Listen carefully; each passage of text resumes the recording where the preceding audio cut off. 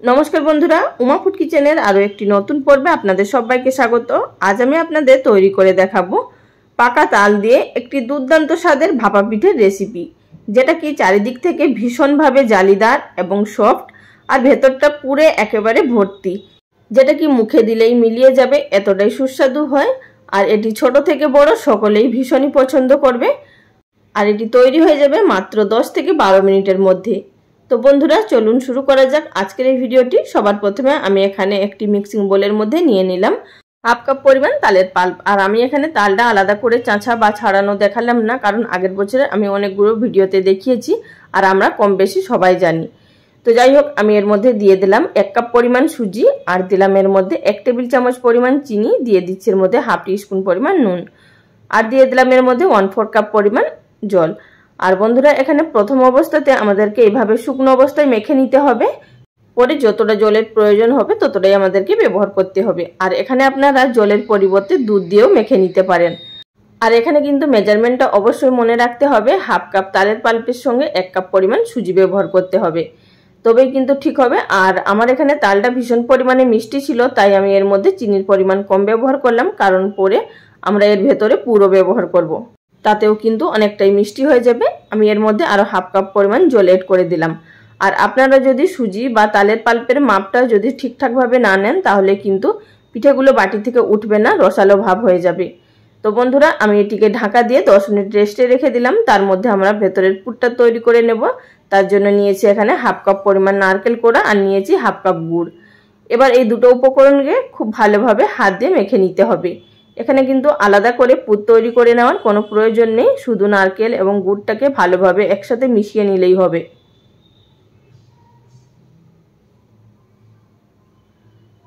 তো বন্ধুরা আমার এখানে মিশিয়ে নেওয়া হয়ে গেছে আর আপনাদের দেখিয়ে দিচ্ছি ঠিক এইভাবে একটা চটচটে বা আঠালো পুর তৈরি করতে হবে। এবার যে আমরা ব্যাটারটা 10 মিনিট রেস্টে রেখেছিলাম সেটা দেখে নেব। সেটা কিন্তু আগের তুলনায় অনেকটাই গাঢ় হয়ে যাবে, কারণ সুজিটা ফুলে উঠেছে। তো দেখতেই পাচ্ছেন অনেকটাই ঘন হয়ে গেছে। এই পর্যায়ে আমি এর মধ্যে এড করে দিলাম আরো হাফ কাপ পরিমাণ জল। তো অবশ্যই কিন্তু এখানে জলটা বুঝে আপনাদের ব্যবহার করতে হবে, যেভাবে আপনাদের সুজিটা জল টানবে সেই বুঝেই কিন্তু এখানে জলটা ব্যবহার করতে হবে। আর আপনাদেরকে আমি দেখিয়ে দিচ্ছি সবশেষে ব্যাটারের ঘনত্বটা ঠিক কিভাবে রাখতে হবে। জল দিয়ে ভালোভাবে মিশিয়ে নিলাম আর এবার আপনাদের দেখিয়ে দিচ্ছি ব্যাটারের ঘনত্বটা কিন্তু ঠিক এইভাবে থকথকে রাখতে হবে, যেভাবে আমরা ইডলি করি ঠিক সেইভাবেই ব্যাটারটাকে তৈরি করে নিতে হবে। এবার এর মধ্যে দিয়ে দিচ্ছি সবশেষে 1 প্যাকেট ইনো ফ্রুট সল্ট অবশ্যই ব্যবহার করবেন, এতে করে খুবই ফ্লাফি তৈরি হবে এই পিঠেগুলো। এছাড়া আপনারা বেকিং পাউডার বা বেকিং সোডা হাফ টিস্পুন পরিমাণ এড করে দিতে পারেন। আর এটিকে অ্যাক্টিভ করার জন্য 1 টেবিল চামচ পরিমাণ জল দিলাম। তো দেখতেই পাচ্ছেন খুবই ফেনা সৃষ্টি হতে শুরু করেছে, এতে করে পিঠেটা কিন্তু ভীষণই নরম তুলতুলে হবে এবং জালিদার তৈরি হবে। এবার আমাদের এটিকে খুব ভালোভাবে মিশিয়ে নিতে হবে, তবে কিন্তু অনেকক্ষণ ধরে ফেটানোর কোনো প্রয়োজন নেই, শুধুমাত্র মিশিয়ে নিলেই হবে। তো আমাদের এখানে ব্যাটারটি সম্পূর্ণ তৈরি হয়ে গেছে আর আগের তুলনায় দেখতেই পাচ্ছেন আরো একটু পাতলা হয়ে গেছে, কারণ ব্যাটারটা ফুলে উঠেছে। তো এবার চলে যাব আমরা পিঠেগুলো তৈরি করার পদ্ধতিতে। আমি এখানে 3টে বাটি আগে থাকতে ভালোভাবে তেল ব্রাশ করে নিয়েছি। অবশ্যই কিন্তু সাদা তেল বা ঘি ব্রাশ করবেন, যদি সরষের তেল ব্রাশ করেন তাহলে কিন্তু সরষের তেলের একটা গন্ধ থেকে যাবে। তো এবার আমি এই বাটিগুলোর মধ্যে 2 হাতা পরিমাণ করে ব্যাটার দিয়ে নেব। প্রত্যেকটা বাটির মধ্যে 2 হাতা করে ব্যাটার দিয়ে নেওয়ার পর আমরা যে নারকেলের পুরটা তৈরি করে রেখেছিলাম সেটিকে নিয়ে প্রথমে গোল করে নিয়ে এইভাবে চেপটা তৈরি করে নিতে হবে, দিয়ে মাঝখানে এইভাবে বসিয়ে দিতে হবে। যেভাবে আমরা আলুর চপের জন্য পুরটাকে চেপটা করে নিই ঠিক সেইভাবেই কিন্তু এখানে চেপটা করে নিতে হবে, এতে করে চারিদিকে ছড়িয়ে যাবে। আর উপর থেকে আবারও পরিমাণ মতো ব্যাটার দিয়ে নিতে হবে, তবে কিন্তু বাটিগুলো সম্পূর্ণ ভর্তি করা যাবে না, 1 থেকে 1.5 হাতা পরিমাণ ব্যাটার দিতে হবে। উপর থেকে আমি কিছুটা পরিমাণ কিশমিশ দিয়ে সাজিয়ে নিচ্ছি। আপনারা কিন্তু এটা মানে কিশমিশ দিয়ে না সাজালেও চলবে, বা এখানে আপনারা কাজু বা আপনাদের পছন্দ মতো যে কোনো ড্রাই ফ্রুট দিয়েও সাজিয়ে নিতে পারেন। এটা উপরে কিন্তু সাজানোর জন্য, স্বাদের কোনো পরিবর্তন হবে না, শুধুমাত্র এখানে দেখতে সুন্দর লাগার জন্য আমি ব্যবহার করছি। তো বন্ধুরা আমার এখানে সমস্তগুলো সাজিয়ে নেওয়া হয়ে গেছে। এবার চলে যাব সরাসরি এগুলোকে স্টিম করার পদ্ধতিতে। গ্যাস ওভেনের উপরে আগে থাকতে একটি কড়াইয়ের মধ্যে পরিমাণ মতো জল গরম করতে বসিয়ে দিয়েছি। তো জলটা যখন হালকা গরম হতে শুরু করবে সেই পর্যায়ে আমি উপর থেকে একটি থালা বসিয়ে দেব, মানে ছিদ্রযুক্ত থালা কিন্তু অবশ্যই এখানে বসাতে হবে, মানে যে কোনো আপনারা স্টিমারের সাহায্যে বা যে কোনো ছিদ্রযুক্ত থালার মধ্যে আপনাদেরকে স্টিম করে নিতে হবে। বা কড়ার মধ্যে জল দিয়ে তার উপরে একটি খাবার রাখার স্ট্যান্ড দিয়ে প্লেটের মধ্যে বাটিগুলো বসিয়েও কিন্তু স্টিম করে নিতে পারেন।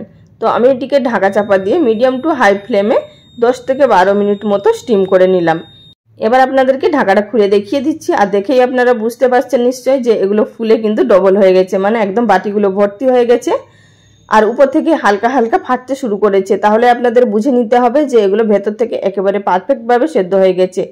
তাছাড়াও আমি এখানে একটি টুথপিক দিয়ে দেখে নিচ্ছি যে টুথপিকের গায়েও কিন্তু কিছু লেগে নেই, আর যদি কিছু ব্যাটার লেগে থাকে তাহলে কিন্তু আরও 3 থেকে 4 মিনিট মতো স্টিম করে নেবেন। এবার আমাদের এই পিঠেগুলোকে নামিয়ে নিয়ে ঠান্ডা করে নিতে হবে। গরম অবস্থাতেই কিন্তু বাটিগুলো থেকে পিঠেগুলো বার করতে যাবেন না, তা না হলে ভেঙে যাবে। বাটিগুলো একেবারে ঠান্ডা হয়ে যাবে, তারপরেই কিন্তু পিঠেগুলো বার করবেন, তাহলে খুব সুন্দরভাবে ছেড়ে আসবে। তো দেখতেই পাচ্ছেন আমি এখানে বাটিগুলো সম্পূর্ণ ঠান্ডা করে নিয়েছি। এবার এগুলোকে ডিমোল্ড করে নেব। তার জন্য কিন্তু আলাদা করে ছুরি চামচের কোনো কিছুরই প্রয়োজন নেই। হাত দিয়ে এইভাবে সাইড দিয়ে চাপ দিলেই কিন্তু খুব সুন্দরভাবে ছেড়ে আসবে। আশা করি দেখে বুঝতে পারছেন খুব সুন্দরভাবে কিন্তু ছেড়ে আসছে। এবার এটিকে উল্টো করে নিয়ে এইভাবে পেছনটা একটু টেপ টেপ করে নিলেই কিন্তু খুব সুন্দরভাবে বেরিয়ে আসবে। আর আপনারা দেখেই বুঝতে পারছেন কতটা জালিদার এবং কতটা সফট হয়েছে। প্রত্যেকটা ছিদ্র কিন্তু বোঝা যাচ্ছে পেছন দিকে, আর ততটাই কিন্তু নরম হয়েছে। একই রকমভাবে আমি এখানে সবগুলোকে বের করে নেব। আর বন্ধুরা, আপনাদের কাছে রিকোয়েস্ট রইল আপনারা অবশ্যই এই রেসিপি একবার হলেও ট্রাই করুন। খেতে কিন্তু ভীষণই টেস্ট হয়। আর এ সময় তো বাজারে প্রচুর মাত্রায় তাল পাওয়া যাচ্ছে, আর এটি কিন্তু আপনারা জন্মাষ্টমীর সময় ঠাকুরকে ভোগ হিসাবেও নিবেদন করতে পারেন, যেহেতু এর মধ্যে চালের গুঁড়ো ব্যবহার করা হয়নি, সুজি দিয়ে তৈরি হয়েছে। তো বন্ধুরা, ভেতরটাও আপনাদেরকে ভেঙে দেখিয়ে দিলাম। রেসিপি অবশ্যই ট্রাই করবেন, খেয়ে আমাকে কমেন্ট করে জানাবেন আপনাদের কেমন লেগেছে। তাহলে আজকের ভিডিওটা এখানেই শেষ করলাম। আগামী দিন কোনো এক নতুন রেসিপি নিয়ে হাজির হয়ে যাব। সবাই ভালো থাকবেন। নমস্কার।